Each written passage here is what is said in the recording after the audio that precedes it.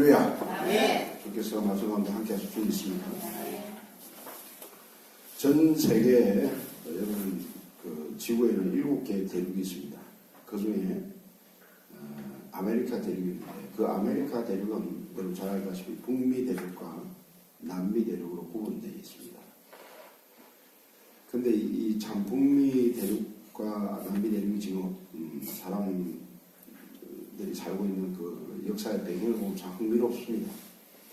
왜냐하면 북미 대륙은 유럽의 사람들이 청교도들이 종교적인 박해를 피해서 신앙의 자유를 찾아 정착한 곳이 바로 북미 대륙인데 그들은 오직 하나님을 섬기고 먼저 그 나라와 그 일을 구하라는 말씀에 순종해서 그야말로 성실한 삶을 신앙 중심으로 하나님 중심으로 살았습니다.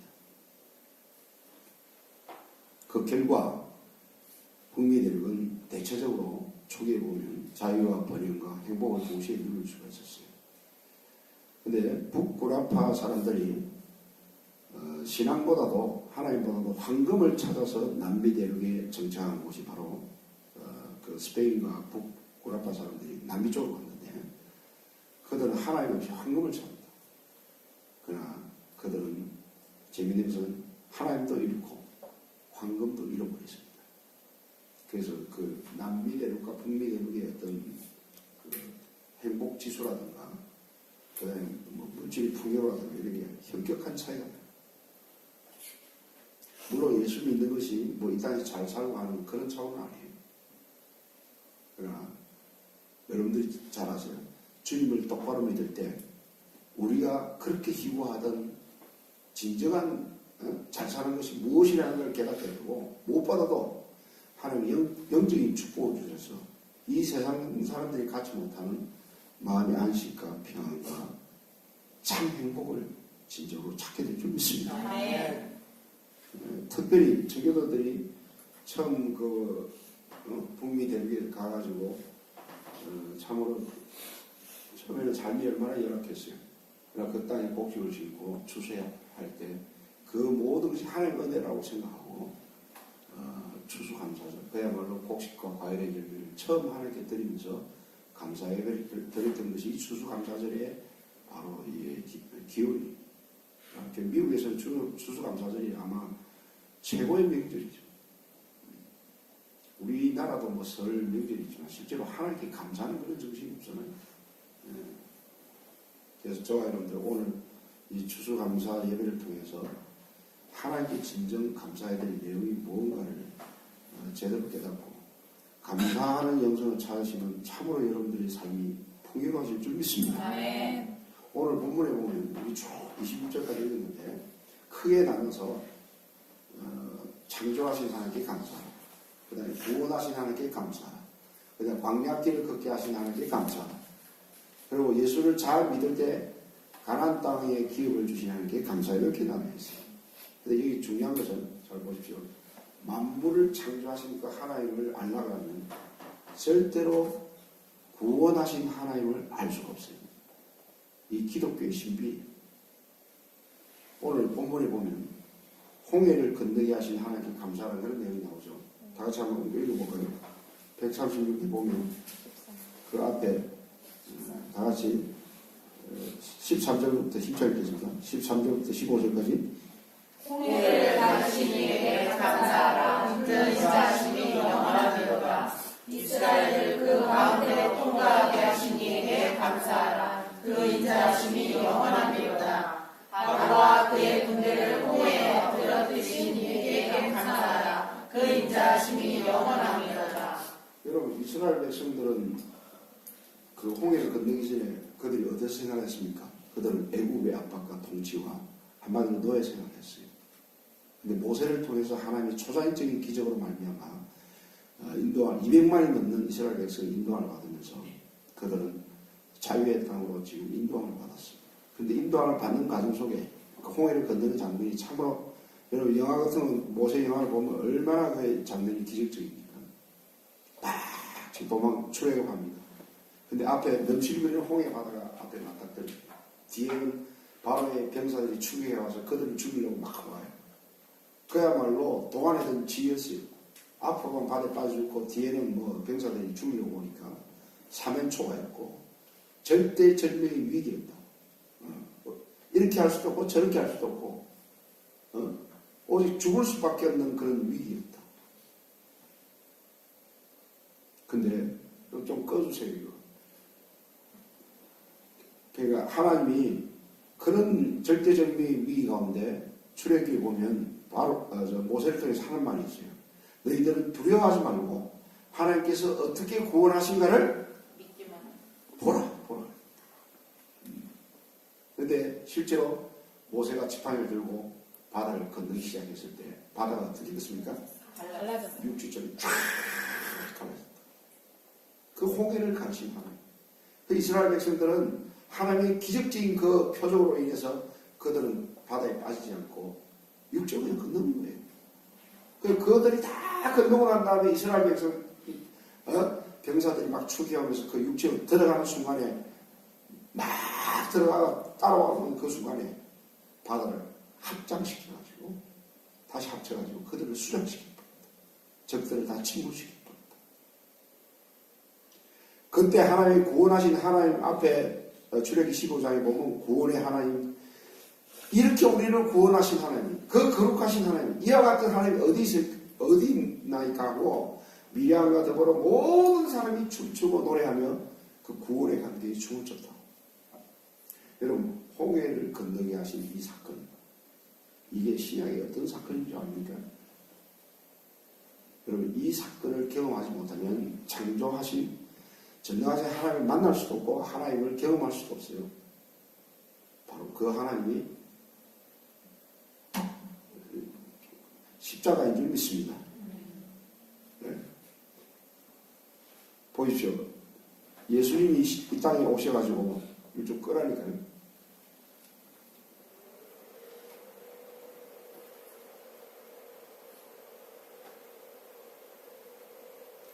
보십시오. 예수님이 이 땅에 오신 이유는 죄로 말미암아 하나님과 단절되었고 이 죄로 말미암아 영원히 죽어야 했던 인간의 그 비참한 것을 구원하기 위해서, 마치 애굽의 통치와 압박에서 비참하게 생활하는 그 모습이 바로 예수 믿기 전에 인간의 상태를 그린 거예요. 그 그림을 그린 거고 그거와 상황이 똑같아요. 그래서 우리 예수 믿기 전에 에베소 2장에 보면 우리의 상태를 마치 이스라엘 백성들의 애굽의 압박과 통치에 신음하고 고통하던 그 상황과 똑같이 비유를 합니다. 왜냐하면 에베소 2장에 보면 어떻게 되어 있냐면 너희는 죄와 허물로 죽었고 영적으로 죽었고 그리고 욕심을 쫓아 하나님의 본질상 진노에 참여했다. 죄로 말미암아 하나님의 심판과 진노가 머물러 있는 그런 불쌍한 존재들이었다는 것이죠. 그 뒤에 주기를 보면 너희는 그리스도 밖에 있었고 이스라엘 나라 밖에 있었고 약속의 언약에 대해서는 외인이었고 한마디로 이 세상에 소망도 없었고 하나님도 없고. 여러분, 이 세상에 소망이라 해봤자 여러분 살아있을 때 잠깐 가지는 희망이에요. 학생들은 뭐 대학 진학에 대한 꿈을 꾸고 전혀 종합 앞으로 장가갈 꿈을 꾸고 뭐 잠시잠깐의 그 꿈을 가지지만 그 꿈이라는 게 한시적이라고 다 봅니다. 결국 나이가 들면 기다리고 있는 게 죽음이에요. 죽음. 여러분, 인간의 실존적인 문제는 가장 실존적인 두려움은 죽음이에요. 죽음. 지금 포항에 지진이 났을 때 모든 사람들이 참 요번에 그 지진이 났을 때 참 재밌었던 것은 제가 그 지나가다가 서울 비전교회 잠깐 올라가서 그걸 오픈했기 때문에 기도해가지고 잠깐 가서 기도를 하는데 그 사람이 아무도 없더라고. 한창 이렇게 기도하고 있는데 갑자기 의자가 막 흔들리는 거예요. 그 내가 지금 내가 정신이 좀 이상이 날 정도로 착각하고 있나 하고 분명히 흔들리는데 하고 아니야 다를까 밑에 내가 차에 가서 라디오를 딱 켜보니까 포항에 지진 일어나는 시간하고 내가 자리에 흔들리던 시간 다 일치가 되는 거예요. 서울까지 감지가 되는 거예요. 근데 제가 흔들거리도 약간 당황하는데 실제로 포항에 있는 사람들은 외벽이 갈라지고 물건이 떨어지고 막 때 얼마나 그 공포가 컸겠어요. 사실 일본에 큰 지진이 일어나는 것 비하면 5.5, 5.4만 사람 한 사람도 죽지는 않았잖아요. 그리 큰 건 아니에요.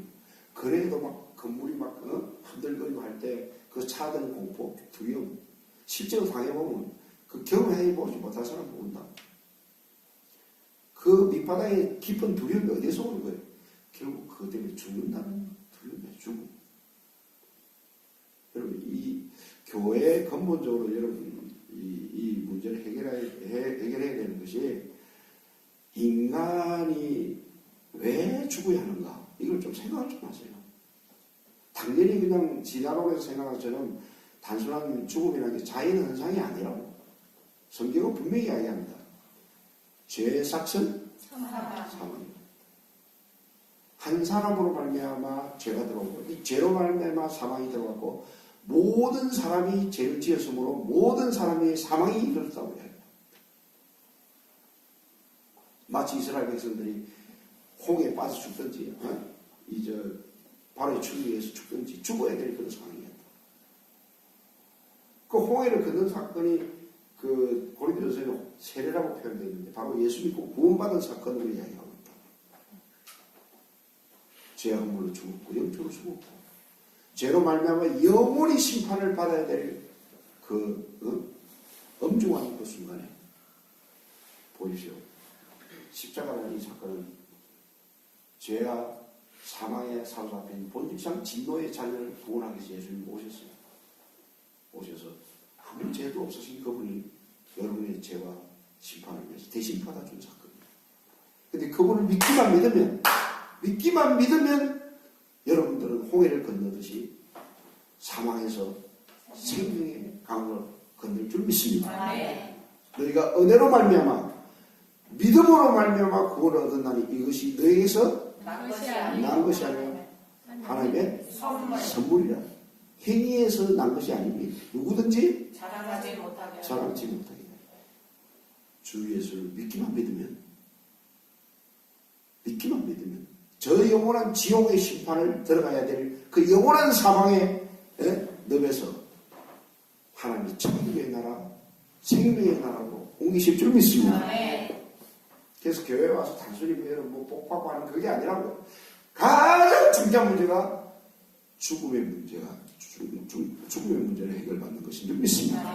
그래서 예수 믿는 자에게 성경은 계속 이야기합니다.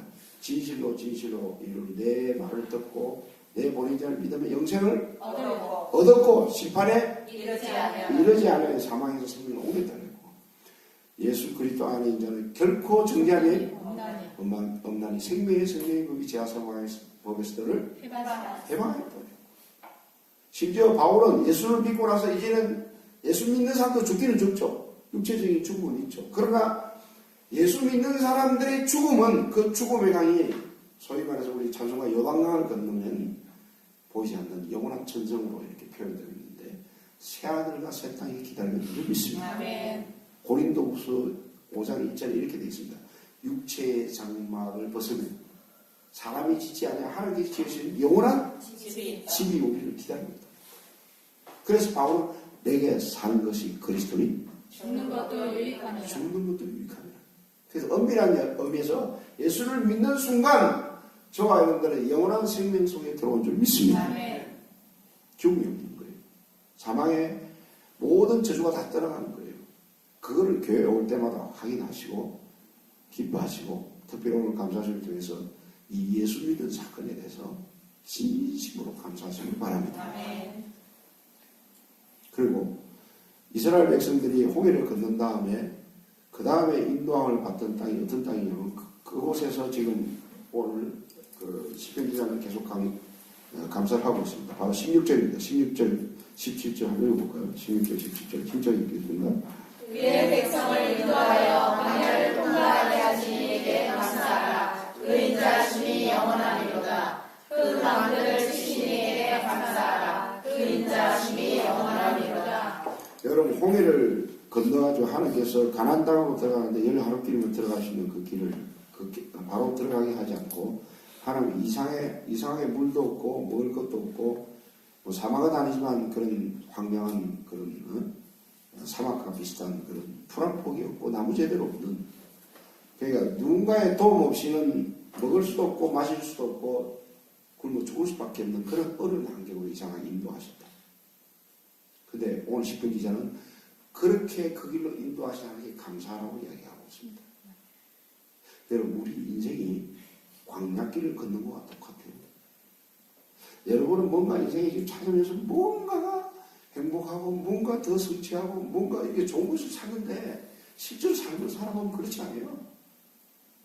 곳곳마다 고통이요, 어려움이요, 근심이 하나 해결되면 또 근심이 또 다가오고, 어떻게 살아야 이게 바른 삶인지, 실제로 이스라엘 백성들이 홍해를 건널 때 마라의 썰물을 만났잖아요. 물을 먹으면 물이 써가지고 너무나 고통스러워요. 근데 하나님은 그 광야길을 걷게 하시면서 한 사건마다 하나님께 주시는 교훈이 있었다. 마라의 썰물을 통해서 하나님께서 주시는 말이 있었다고. 뭐냐면 하나님은 치료하심. 때때로는 여러분 살아가다 사람에게 상처받아가지고 사람에게 어떤 말로 마음에 어떤 상처를 받는 게 오히려 많아요. 사람으로부터. 그 치료를 누가 해줘요? 가까운 연인인가 친구와 위로는 해줘도 사실 조금은 위로가 돼요. 그러나 근본적으로 여러분의 마음을 어루만지시고 마음을 치료하시는 하나님은 여호와 하나님인 줄 믿습니다. 하나님을 만나지 않으면 여러분 마음 상태가 치료되지가 않아요. 제가 너무 매주마다 경험하는 것은 조금 이렇게 답답하고 이렇게 어려움이 오더라도 기도하는 순간에 어느 순간에 성령이 임해가지고 내 마음을 확 만져주신다. 그 눈물과 평안과 감사를 또 경험하고 또 일어나고 또 일어나고, 얼마나 그거를 매일매일 경험하는지 몰라요. 그 사건 하나하나마다 만나의 경우는 뭐예요? 하늘에서 하나님께서 만드신 식물 같은 이상한 기름 섞인 과자 맛 같은 이상한 식물인데 그걸 줘가지고 하나님께서 먹게 하셨다. 그건 뭐냐면 하나님은 우리의 먹을 것을 공급하신 하나님으로 교훈하고 있는 거예요. 우리가 밤낮 없이 이렇게 먹고 있지만 모든 불신자들은 그 사실을 몰라요. 하나님이 그걸 공급해 주시기 때문에 우리가 먹고 살고 있는 줄 믿습니다. 아멘. 실제로 보면 여기 보면 태양을 지으신 하나님께, 별들을 지으신 하나님께, 창조하신 하나님께 감사를 하잖아요. 그 구속하신 하나님을 알 때 이 창조하신 하나님을 알게 되는데, 실제로 보면 불신자들은 한평생 살아도 감사할 대상이 없어요. 대상이 없어요. 근데 고작 한다는 짓이 새해 첫날 되면 동해 바다로 가가지고 저 태양을 향해 소원을 빌어. 태양을 향해서. 여러분, 하나님께서 만드신 그 태양을 향해서 고개 숙여서 그 태양을 바라보며 소원을 비는 거하고 그 태양을 만드신 하나님께 감사하는 거하고 천지 차이 늘 믿습니다. 그건 우상이에요. 도래기 잡는 거. 바다의 고기와 육축과 공중의 새와 이 모든 만물을 지으신 하나님께 뭐예요? 감사. 사실 세상 사람들이 이 세상 모든 것이 공짜 같다 이런 말을 해요. 천만의 말씀. 진짜로 귀하고 소중한 것은 다 공짜예요. 지금 태양 보세요. 태양이 지금 빛과 에너지를 쫙 보내주고 있어요. 여러분 지금 돈 내놓으라고 누가 이야기해요? 그냥 값없이 지금 태양과 빛이요. 매일 쬐고 있는 거예요. 공기가 얼마나 소중해요. 누가 돈 받아요? 지금 호흡하고 있잖아요. 비도 안 믿는 자에도 하나님께서 비를 주실 줄 믿습니다. 자, 알고 보면 이 모든 것이 하나님의 은혜로 지금 주어지는 거 아니에요. 그걸 몰라서 그렇지. 먹는 곡식과 밥과 과일도 하나님께서 이런 태양이 없고 물이 없고 그런 공급이 없으면 그게 식물이 자라고 열매가 맺어요. 모든 게 하나님의 은혜죠. 그러니까 우리가 지금 생활하는 모든 것 하나하나가 하나님의 손길이며 하나님의 도움이시며 하나님의 은혜인 줄 믿습니다. 감사하죠. 특별히 반석에서 물을 내신 하나님. 목이 마를 때 물 한 방울 없는 그 사막과 같은 광야길에 하나님이 초자연적으로 반석에 물을 내셨어요. 사랑하실 때마다 그 영혼에 만족해 하시고 시원케 하시는 거예요. 바로 예수를 믿을 때 우리의 영혼이 만족이 올 줄 믿습니다. 예수 안에 참된 평안이 있고, 예수 안에 참된 기쁨이 있고, 예수 안에 참된 감사가 있고, 참된 영원한 소망이 있는 줄 믿습니다. 예수 안에 모든 좋은 것이 다 있는 거예요. 이 우물을 먹는 자마다 다시 목마르지 않는 내가 주는 말은 목마르지 않는 영원한 샘물이 된다 그랬다.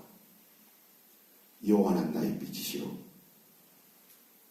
여호와는 나의 생명이시니 내가 누구를 두려요. 여호와는 나의 목자시니 내가 부족함이 없습니다. 부족함이 없다. 하나님께서 다 함께 하시면 모든 두려움이 다 떠나가고, 목자가 내 인생 길을 인도하게 되면 진정한 참된 만족이 있는 줄 믿습니다. 그 주님을 찾으시고 그 주님을, 그러니까 한다듯이 예배가 참 중요한 것이, 여러분이 삶이 지치고 항상 어려울 때가, 항상 예수를 믿어도 항상 어려워요. 지치고 어렵고 힘들 때마다 하나님의 은혜를 사모하시고 예배를 참석하시길 바랍니다.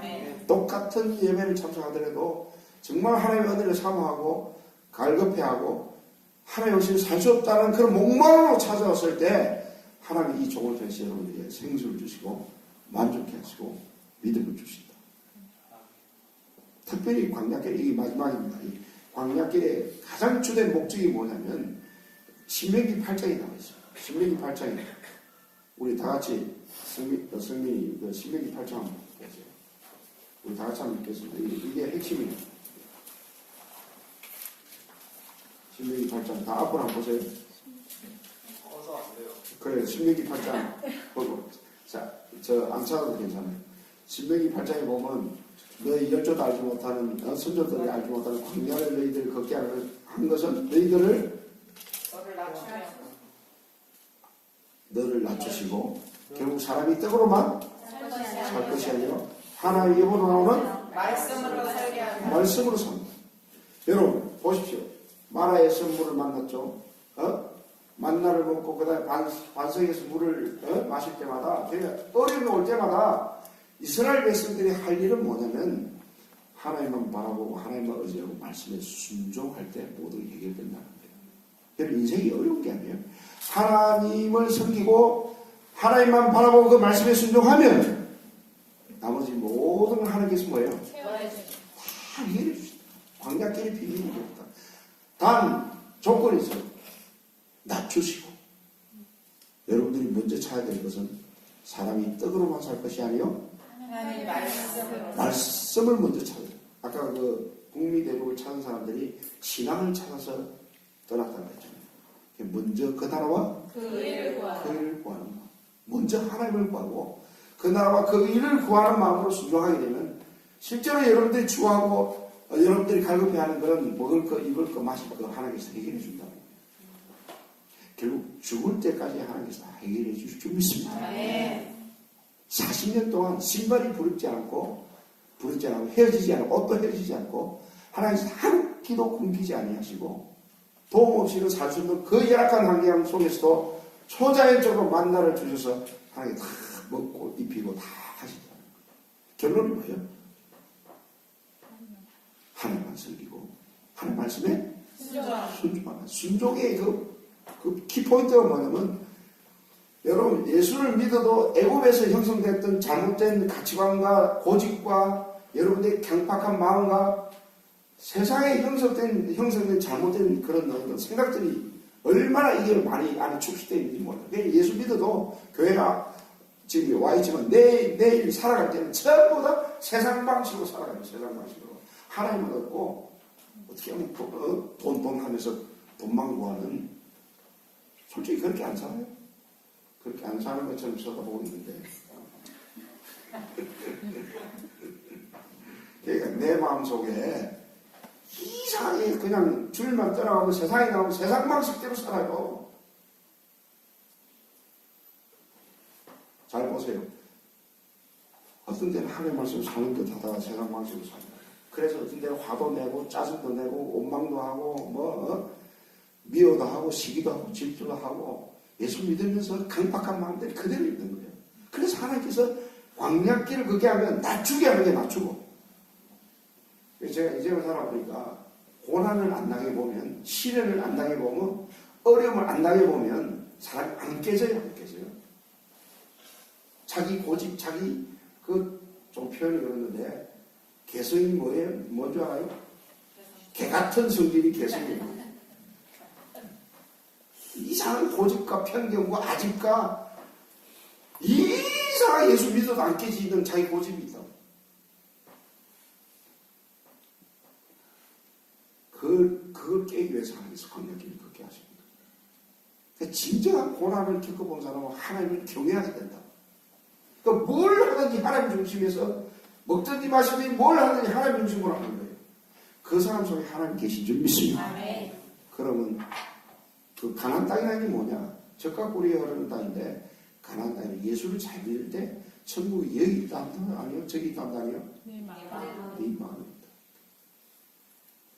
중물이나 조롱이나 어디서나 우리 마음에 천국이 될 줄 믿습니다. 아멘. 지난 시간에 김희아 이야기했죠. 얼굴에 이렇게 반점이 생겨가지고 얼굴에 암이 생겨 수술하는 나중에 완전히 얼굴이 귀신처럼 괴물처럼 돼버렸어요. 제가 보기에도 100에 100명 그 상태가 되면 다 절망하고 자살해요. 근데 김희아는 하나님을 만났어요. 보육원에 살았고 엄마 아빠도 없었어요.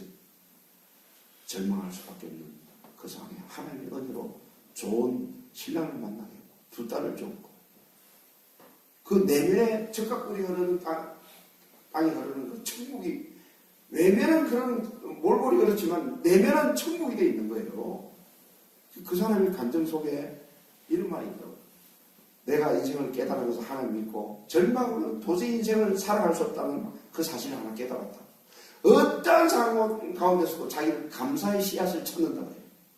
그걸 찾고 감사의 씨앗에 내가 물을 주고 또 감사하다 보면 그 감사의 나무가 자란다. 그래서 자기는 세상 사람들이 어떤 편견과 무시와 멸시의 눈빛을 보낸대요. 심지어 이런데 나 같으면 당신 같은 얼굴 때문에 나는 자살할 거야. 이런 표현까지도 욕을 들은 적이 있대요. 근데 그 이야기를 들으면서 자기는 이렇게 이야기했대요. 당신 같았으면 죽었지만 나는 그럼에도 불구하고 감사하는 신하고 자신감 있게 살아갔다. 이 사람은 유명한 강사가 되어버렸어요. 그런 얼굴로 와서 조금 더 흔들림 없이 자기 내면의 가치관을 당당하게 이야기하는 그 내면이 일반 사람과 틀리더라고. 우리는 얼마나 여자들 특별히 외모를 추구합니다. 아름다운 외모를 추구합니다. 그러나 여러분은 마음의 정원을 갖고 있습니까? 여러분 스스로 가꿀 수가 없어요. 예수를 믿지 않으면 여러분의 마음 상태를 바꿀 수도 없고 관리할 수도 없고. 성경은 그래요. 예수 믿을 때 하나님 주시는 마음이 있는 줄 믿습니다. 무릇 지키는 것보다 내 마음을 지키라. 염려하고 근심하고 두려워하고 원망하고 시기하고 질투하고 온갖 악한 생각을 남을 비판하고 남을 무시하고 이 모든 잘못된 마음들을 다 십자가에 못 박아버리고 온유한 마음, 사랑하는 마음, 불쌍히 여기는 마음, 감사하는 마음, 그 마음을 갖고 있는 거예요. 그럴 때 여러분 마음이 천국이 되는 거예요. 아멘. 할렐루야. 아멘. 여러분 보세요. 내 마음이 천국이 되면 이상하게 하늘도 형통해져요. 할렐루야. 아멘. 물건을 하나 딱 사러 갔는데 이상하게 분명하게 대한다. 그냥 설랑설 안 하시고요. 반기는 마음도 없고. 소비자는 왕이라는 말 있잖아요. 어떤 집에 가면 별거 아닌데 웃으면서 반갑게 대하고 친절하게 대하고 최선을 다해줘요. 근데 이상하게 그 집에 또 가고 싶어요. 똑같은 물건인데도 그 집에 가고 싶어요. 하나님이 그렇게 하시는 거예요. 제가 설교자로서 지금 제도 회개를 많이 해야 돼. 제 얼굴을 볼 때, 하나님을 보는 것 같은 그런 천국을 보는 그게 모습이 돼야 되는데, 내가 요즘 회개를 많이 해야 돼. 그러지 못한 모습이 많이 있다. 그럼 앞으로 제가 굉장히 웃음이 만만하고, 굉장히 희망적이고, 저를 보면 하나님을 보는 것 같은 그런 모습으로 변할 거로 저는 그 목표로 지금 앞으로 달려가고 있어요. 아멘. 그렇게 될 줄 믿습니다. 아멘. 어저께 그 교수 그 심포지엄에서 제가 발표하는데 그 교수들 얼마나 예리합니까? 근데 하나님 은혜 주셔가지고 모든 걸 발표하게 하시고 아주 넉넉한 믿음을 주시다. 모든 걸 가능할 수 하나님 믿으면 다 할 수 있다는 그런 넓은 마음을 주시더라고. 아멘. 할렐루야. 아멘. 분명히 이 교회 잘 보십시오. 이 교회 비록 이렇게 숫자는 작지만 열악하지만 정말 하나님을 찾고 말씀을 순종하는 사람으로 여기 모인다면 조만간 하나님께서 큰 교회로 축복하는 교회로 은혜와 진리가 충만한 교회로 성장시킬 줄 믿습니다. 아멘. 여러분들이 다 그런 주역들 되시길 주의 이름으로 축원드립니다. 아멘. 기도하겠습니다.